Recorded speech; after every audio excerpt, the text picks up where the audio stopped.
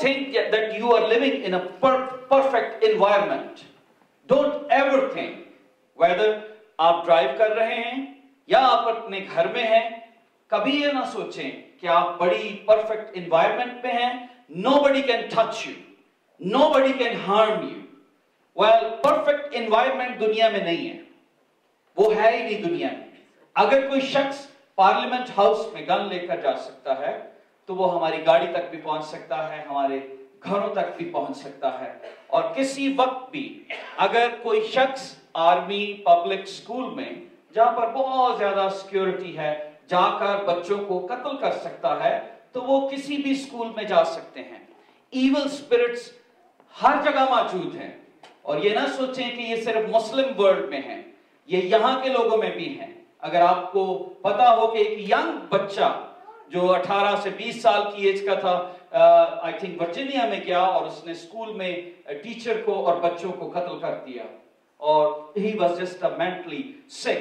तो जब हम यहाँ पर हैं, so we need to understand we are not living in a perfect environment.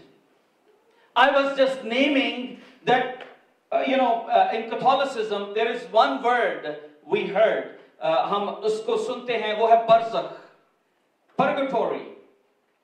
उसका मतलब है कि खुदा के साथ मिलने से पहले इन बिटवीन एक जगह जहां पर जो सेंट्स हैं उन्हें प्योरीफाई किया जाता है और फिर वो खुदा तक जाते हैं. बट इन फैक्ट मैं ये नाम दे रहा था, Canada is just बरज़ख,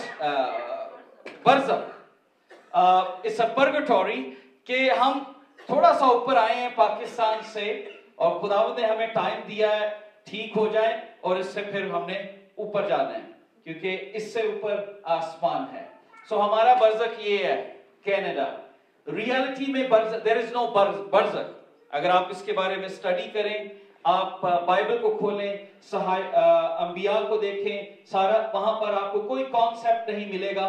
Jesus only talk about hello and heaven. मैं कलामे मुकद्दस में से जब पिछले दिनों से इसके मुतालिक हम देख रहे थे, I don't have much time कि मैं पिछले सरमन को भी मैं रिपीट कर सकूं, but I wanted to let you know few things.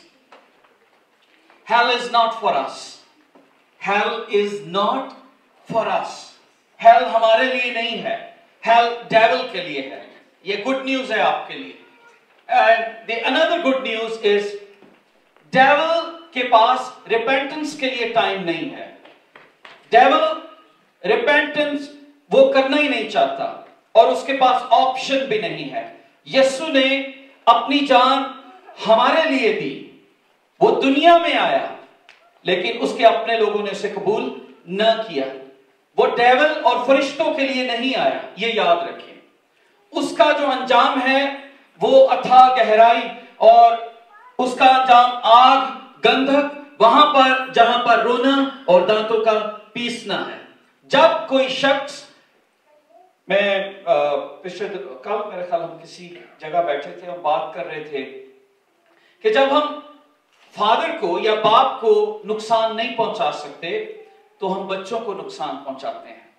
और जैसे आईसिस वाले टेररिस्ट जो हैं, उन्होंने स्कूलों को थ्रेट किया, स्कूल बंद पड़े हैं पाकिस्तान में.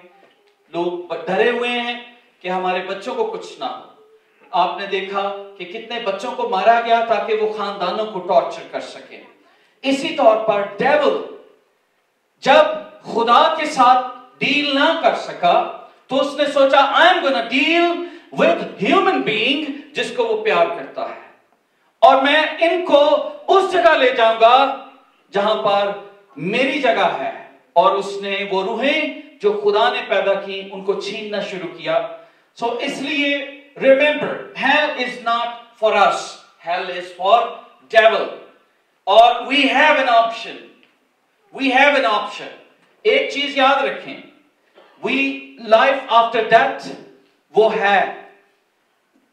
जिंदगी, मरने के बाद जिंदगी है. और मैंने पिछली दफा बताया, बुद्धिस्ट बिलीव करते हैं, हिंदू बिलीव करते हैं, मुस्लिम बिलीव करते हैं. दुनिया में कई ऐसे मज़ाहिब हैं जो इस चीज पे बिलीव करते हैं कि आफ्टर डेथ लाइफ है. लेकिन वो बिलीव उनका कुछ फर्क है। When we talk about heaven, and when we talk about heaven in other religion perspective, for example, a Muslim, when they think about heaven, they think about 72 virgins. They think about वो चीजें जो इस दुनिया में वो हासिल नहीं कर सके, उसको वो जाकर हेवन पर हासिल करेंगे। Heaven is not a place where God is going to provide। खुदा ने कोई फैक्ट्री लगाई है और वहां पर औरतें बन रही हैं और जो जा रहा है और उसको जो है वो 72 virgins जो हैं वो हर एक को मिलती जा रही हैं। Yes, welcome, welcome, welcome. So I said, what a concept. Well, we are not against any religion, telling you the truth. We are not, we love them. We love them क्योंकि खुदा ने उनके लिए भी जान दी है। खुदा ने हिंदुओं के लिए, मुसलमानों के लिए, सिखों के लिए, दुनिया में जो लोग मौजूद हैं सबके लिए जान दी है। खुदा सबको प्यार करता है। खुदा जितने दुनिया में सांस लेते हैं सबको प्यार करता है। लेकिन कबूल उसकी बादशाहत में कौन जाएगा जो उसे कबूल करेगा। उनका जो कॉन्सेप्ट है वो ये है कि जब हम हाथ बढ़ाएंगे, मैंने हदीसों में ये पढ़ा, और आम का दरख्त होगा और आम का दरख्त जब उस हाथ को देखेगा तो अपनी डाली आपके नीचे झुकाएगा और वो मैंगो आपके हाथ में आएगा और वो डाली से लगा हुआ होगा और आप उसे अपने मुंह में लगाएंगे तो वो एक जैसे जूस का पैकेट होता है वो बन जाएगा और आपके मुंह में उसका सारा, आपको मुंह भी नहीं हिलाना पड़ेगा। यानी हेवन में जाके हम अपाहिज हो जाएंगे। We are not gonna move. हम अपने बेड से भी नहीं उठेंगे। हमने बढ़ाना है हाथ और आम आ जाना है, चाय भी आ जाए, सब कुछ ही आ जाना है। Well, but according to the Bible heaven का कॉन्सेप्ट ये नहीं है। We are talking about Bible. ये मैंने थोड़ा सा आपको क्लिप बताया। और हम इस दुनिया के शहरी नहीं हैं। We are strangers on this earth. अगर आप कलाम मुकद्दस में देखें तो मुकद्दस पॉल जो है वो इसके बारे में कहते हैं। अगर आप लूका की अंजील में देखें 10 बाब उसकी 20वीं आयत में, तो एक हवाला जरा पढ़ दीजिए। कोई एक पढ़ दे, फिलिपियों 3 बाब उसकी 20 आयत और फिर Luke chapter 10 verse 20।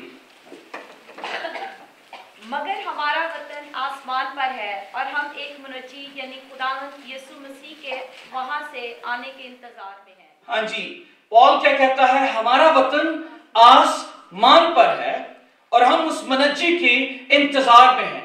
You know, we are not here. हम यहाँ पर सक्सेसफुल होने के लिए पैदा नहीं किए गए कि हम यहाँ पर बहुत सक्सेसफुल हों, जमीन पर माल बनाएं और फिर बहुत खुश होंगे, क्योंकि वो मालो मता जो कुछ हम बनाएंगे हम दूसरों के लिए छोड़ जाएंगे।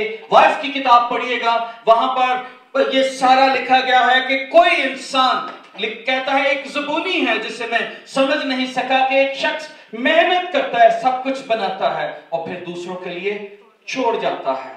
मुझे समझ ही नहीं आई। और फिर कहता है एक शख्स मेहनत करता है और एक सिर्फ बैठकर खाता है और हमें पता नहीं लगता।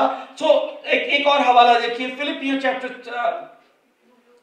Luke chapter 10 verse 20। और तुमको हरकत किसी चीज से जरर न पहुंचेगा, तो भी इससे खुश न हो कि रूहें तुम्हारे ताबे हैं, बल्कि इससे खुश हो कि तुम्हारा नाम आसमान पर लिखे हुए। हमें कई दफा हम खुश होते हैं, बहुत सारे लोग हैं, मेरी दुआ में बड़ा असर है। मैं बहुत ताकतवर प्रीचर हूं, दुनिया में आप देखेंगे लोग इससे, मुझे बाइबल बड़ी अच्छी आती है, मैं ये कर सकता हूं, मैं वो कर सकता हूं, मेरे पास अनॉइंटिंग है। You know, we use this kind of words, हम ये इस्तेमाल करते हैं। खुदा यीशु मसीह अपने शागिर्दों को क्या कहते हैं? जब वो बदरूहों को छिड़कते हैं और डांटते हैं और बदरूहों से लोगों को आजाद कर देते हैं तो बड़े खुश होते हैं। यार ये साढ़े भी भाई जी ताबे ने बदरूह से भी छिड़क मार सकते। खुदा यीशु क्या कहते हैं उन्हें? कि इससे ना खुश हो कि रूहें तुम्हारे ताबे हैं। किस बात से खुश होना है? कि तुम्हारे नाम आसमान पर लिखे हुए हैं। ये बहुत सीरियस मामला है। हम छोटी छोटी चीजों पर खुश होते हैं, लेकिन सबसे बड़ी खुशी है कि क्या मेरा नाम किताबे हयात में लिखा हुआ है, आसमान पर लिखा है। ऐसा तो नहीं कि खुदा मुझे निकाल फेंकेगा। आपने ऐसे भी लोग देखे जो पास्टर थे, जो प्रीचर्स थे, जो हेल में आपने उनको देखा। उसका मतलब रिप्रेजेंट करता है लीडर्स, वो लोग जो सेल्फ राइचियसनेस में हैं और वो सोचते हैं कि यस मैं तो हेवन में जाऊंगा ही जाऊंगा। ऐसा नहीं है, ऐसा हो ही नहीं सकता, क्योंकि बाइबल में लिखा है कुछ ऐसे लोग भी होंगे जो कहेंगे हमने तो तेरे नाम से मुर्दे जिंदा भी किए। तो वो उन्हें क्या कहेगा, मेरी तुमसे कभी वाकफियत ही ना थी।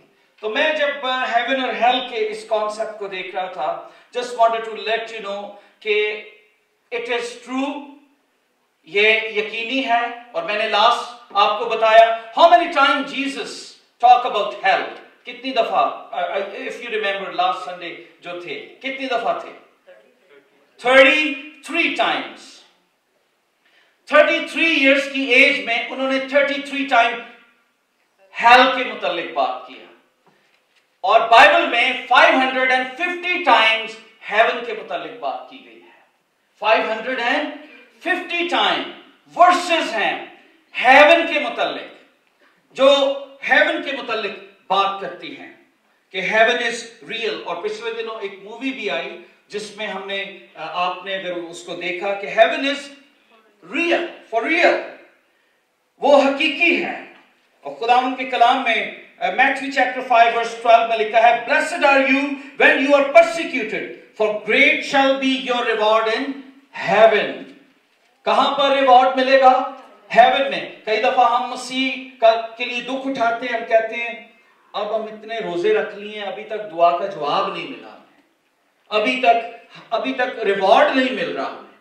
हम रिवॉर्ड दुनिया में ढूंढते हैं, लेकिन यीशु क्या कहता है, जो मेरे नाम से सताए जाते हैं उनका रिवॉर्ड कहां पर है?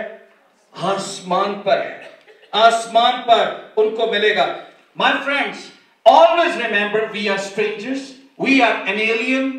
हम मुसाफिर हैं, हम यहां पर थोड़े वक्त के लिए आए हैं। हमारा असली घर आसमान है, हमारा असली घर यीशु है, जहां पर खुदावंद यीशु मसीह है। मैं इस बात को बयान करना चाहता हूं, जब पॉल ने यीशु को देखा, तो आपको पता है पॉल ने जब जीसस को देखा उसका विजन बदल गया, और उसने ये कहा कि अब मैं मरना चाहता हूं, आई वॉन्ट टू डाई। उसने मरने के लिए रिक्वेस्ट की। When he saw Jesus, he said, I want to die. I don't want to live in this country. वो कहता है कि मरना मेरे लिए नफा, प्रॉफिट की बात। बहुत कम लोग मरने को नफा कहते हैं। पॉल कहता है मरना नफे की बात है और जीना मसीह। जितनी देर सांसें लूंगा मसीह की। और फिर वो परसिक्यूट होता है, मार खाता है, वो मुख्तलिफ बलाओं में पड़ता है, लेकिन वो सहता है, इसलिए क्योंकि वो जानता था कि मेरा असली घर अब ये नहीं है। जितनी देर जीऊंगा मैं मसीह की गवाही दूंगा। So heaven is a place where genuine people lives.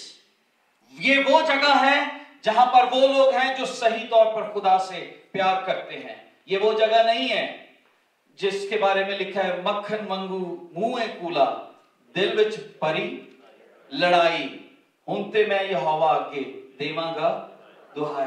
ये वहां पर वो लोग नहीं है जिनकी जुबान कुछ और दिल कुछ और बात करता है। यहां पर वो लोग हैं जो खालिस प्यार में डूबे हुए हैं, जो खालिस तौर पर खुदावंद मसीह के साथ चलते हैं। यहां पर वो लोग हैं जो दुनिया में तो शायद वो दौलत हासिल ना कर सके, क्योंकि वो झूठ नहीं बोलते थे। झूठ बोलते तो शायद उनको भी दौलत मिल जाती, झूठ बोलते तो शायद वो भी बहुत सारी चीजों को पोजेस कर लेते। यहां पर वो लोग हैं जो सच्चाई को देखते हैं, क्योंकि बाइबल में लिखा है खुदा सच्चों को पसंद करता है, और लिखा है झूठे उसकी बादशाहत में दाखिल ना होंगे। इट इज वेरी इंपॉर्टेंट कि हम खुदावंद की बादशाहत को, उस जगह को जाने जिसका नाम हेवन कहा गया है। और बाइबल में एक वाकया है, एक शख्स है, ये तो हमने आज के दौर का आपको मैंने एक वाकया बताया। बाइबल में भी एक शख्स है जो हेवन में गया। इनफैक्ट 2 तो वैसे ही उठा लिए गए। कौन सा खुदावंद के पास मीन था उनको लाने के लिए? कौन सा था? Tell me. आतिशी रथ। आतिशी रथ जिसे सीएनजी की जरूरत नहीं, ना पेट्रोल की जरूरत है। वो मिलियंस ऑफ माइल जो है वो सेकंड में मौजूद हो जाते हैं और वहां पर अपने लोगों को उठाकर ले जाते हैं।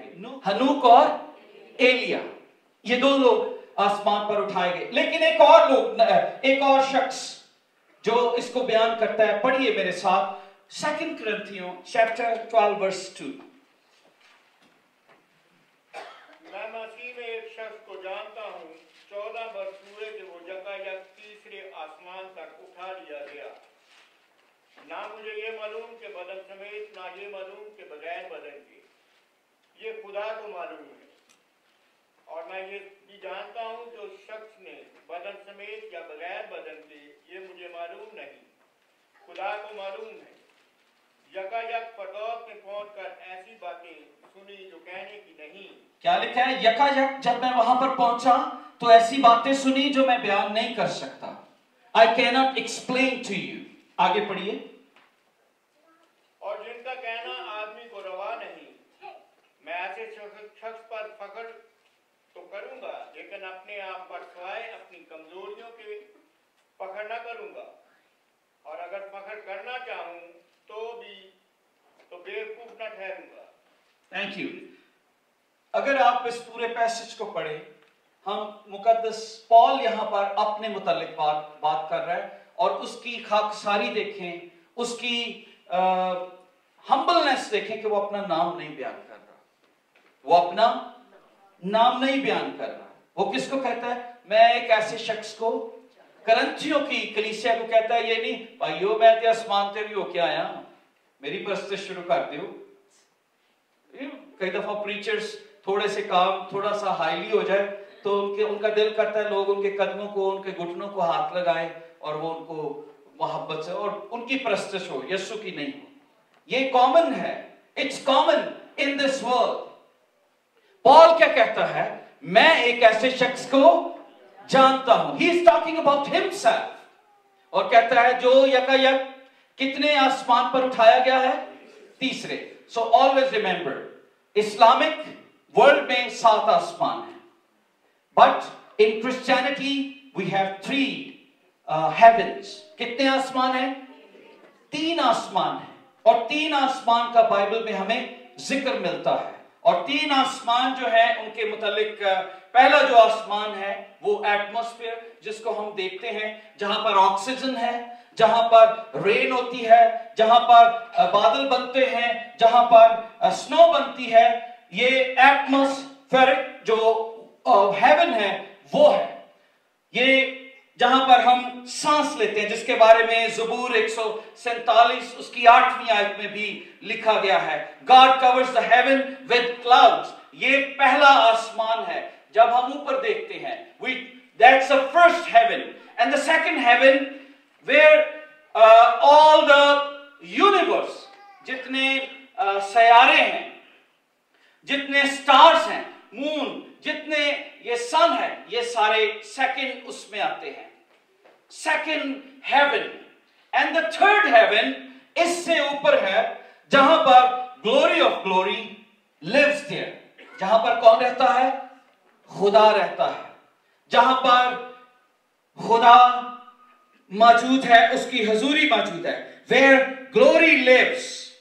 अगर आप 1 किंग चैप्टर 8 वर्स 27 में पढ़ें तो लिखा है, खुदा जो आसमानों के आसमान में समा ना सका, वो इस घर में कैसे समा जाएगा? इमेजिन, ये सुलेमान कहता है कि खुदा आसमानों के आसमान में समा ना सका, उसकी हुजूरी लामहदूद है। वो कहता है लेकिन वो खुदा है, वो आसमानों के आसमान में समा ना सका, लेकिन एक झाड़ी में समा गया और मूसा को वहां पर नजर आया। वो आसमानों के आसमान में समा ना सका, लेकिन मसीह बन के एक बदन में समाया और मुझसे और आपसे बात करने के लिए इस दुनिया में आ गया, ताकि मैं और आप उस पर ईमान लाकर हलाक ना हो, बल्कि हमेशा की जिंदगी पाएं। That's important thing. Third heaven जो बहुत ही इंपॉर्टेंट है, इसके बारे में यशाया 57 वर्स 15 में पढ़े लिखा है, the high the exalt one who lives forever, जिसके बारे में लिखा गया है वो आसमानों में रहता है। यशाया चैप्टर 63 वर्स 15 में लिखा है वो आसमान से देखता है, look down from heaven and see, वो अपने आसमान से देखता है। और फिर एक और जगह लिखा है ज़बूर 33 उसकी 13 आयत, जरा ये पढ़ दीजिए जल्दी से मेरे साथ पढ़े, मेरे पास इतना टाइम नहीं, I don't think so I can finish this, will continue, there are so many things we will talk about, लेकिन मुझे सिर्फ ये पढ़ दीजिए ज़बूर 33 वर्स 15। खुदावंद आसमान पर से देखता है, सब बनी आदम पर उसकी निगाह है। खुदावंद आसमान पर से देखता है। हमारे पास जो आंखें हैं, ये देखिए मेरी भी नजर कमजोर है जी, थोड़ा सा भी नजदीक भी पढ़ना हो तो कई दफा ऐसे गौर से देखना पड़ता है। We are weak people. अगर आपकी जितनी 20/20 विजन भी हो, फिर भी आप थोड़ी दूर पढ़ नहीं सकते, पर वो आसमानों से बिलियंस, पता नहीं कितने माइल अवे है, आई डोंट नो, बट वो देखता है, वो आपके दिल को भी देखता है, आपकी जहन को भी पढ़ लेता है। क्या लिखा है? आसमानों में से देखता है। भाई फिर पढ़ेंगे, और उसकी नजर हर सब बनी आदम पर उसकी निगाह है। सब बनी आदम पर। डोंट थिंक कि वो सिर्फ आपको देखता है, वो हर रिलीजन के लोगों को देखता है, हर शख्स को देखता है, हर शख्स जो प्लानिंग कर रहा है, और फिर बल्कि हर शख्स पर, हर शख्स जो जानदार है, बल्कि लिखा है, आगे पढ़ेंगे, लिखा है हर जानदार पर उसकी निगाह। पढ़ेंगे प्लीज। अपनी सकूनत गाह से वो जमीन के सब बाशिंदों को देखता है, वही है जो उन सब के दिलों को बनाता और उनके सब कामों का ख्याल रखता है। हाँ जी, ये उस खुदा की बात कर रहे हैं जो आसमानों के आसमान में समा ना सका और वहां पर है, और वो वहां से देखता है। बाशिंदों का मतलब है इनहैबिटेंट्स, मींस वो शख्स, वो चीज जो सांस लेती है, वो दरख्तों को देखता है, वो कीड़ों को देखता है, वो जानवरों को देखता है, वो इंसानों को देखता है। सब चीजों पर उसकी निगाह है और सब चीजें उसका हुक्म मानती हैं। अगर आप खुदावंद यीशु मसीह की जिंदगी में देखें, उनके पास टैक्स के लिए पैसे नहीं थे, उन्होंने पतरस को भेजा, जाओ झील में वो बंसी डालोगे तो एक मछली आएगी, उसके मुंह में सिक्का होगा, उससे तुम अपना टैक्स भी दे देना और मेरा भी। वो मछली आई और जीसस के लिए टैक्स पे करने के लिए आ गई। यूना के लिए कहा मछली इसको अपने अंदर उसको निगल ले, यूना ने उसका हुक्म माना। एक छोटे से कीड़े को कहा इस बेल को खा ले, वो कीड़ा गया और उस बेल को खा गया। हर शख्स खुदा का हुक्म मानता है, इंसान नहीं मानता। हर चीज खुदा का हुक्म मानती है। हवा को खुदा ने रोका, हवा थम गई। सूरज को रोका, सूरज थम गया। चांद को रोका, चांद थम गया। एटमॉस्फेयर हुक्म मानती है खुदा का। इंसान बहुत स्टबर्न है, इंसान खुदा का हुक्म नहीं मानता। और खुदा ये चाहता है कि हमारी तौबा तक नौबत पहुंच जाए। हेवन कौन सी जगह है जहां पर खुदा रहता है? हेवन कौन सी जगह है जहां पर मसीह रहता है? हेवन कौन सी जगह है जहां पर तमाम जो मसीह में मरते हैं सब वहां पर जाएंगे? मसीह में मरते हैं, रिलीजन में नहीं। ऑलवेज रिमेंबर, हम रिलीजन में जो मरेंगे उनकी जगह हेवन नहीं है। Religion will not give you entry पास कि आप हेवन में चले जाएं। यहां पर हम एक दूसरे की फेवर कर सकते हैं, वहां पर नहीं, वहां पर नहीं। रिलीजन किसी की हेल्प नहीं कर सकता। और बाइबल में लिखा है जॉन चैप्टर 14 वर्स 2 में क्या लिखा है? पढ़ दीजिए। John chapter 2 verse 14 verse 2, heaven के बारे में हम पढ़ रहे हैं। कौन सी जगह है? A dwelling place where God lives. वो जगह, हेल वो जगह है जहां पर डिमोनिक चीजें हैं। हेल वो जगह है जहां पर गंदगी है। हेल वो जगह है जहां पर दुनिया के सबसे रिजेक्टेड गंदे वो लोग जिनको खुदा ने रिजेक्ट किया वो है। और हेवन वो जगह है जहां पर तमाम सेंट्स होंगे, जहां पर वो लोग होंगे जो मोहब्बत से भरे हैं, जो खुदा के साथ चलते हैं। लाजर जैसे लोग होंगे जो शायद दुनिया में तो दुख उठाते रहे, पर वो वहां पर होंगे। क्या लिखा है जॉन चैप्टर 14 वर्स 2 में? मेरे बाप के घर में बहुत से मकान हैं। मेरे बाप के घर में बहुत से मकान है। हम यहाँ पर 2000 फुट, 2500 फुट और 3000 फुट के घर के पीछे भागते रहते हैं। 1200 foot square footage, 600 square footage. But Bible क्या कहती है? यीशु क्या कहता है? मेरे बाप के घर में बहुत से मकान हैं।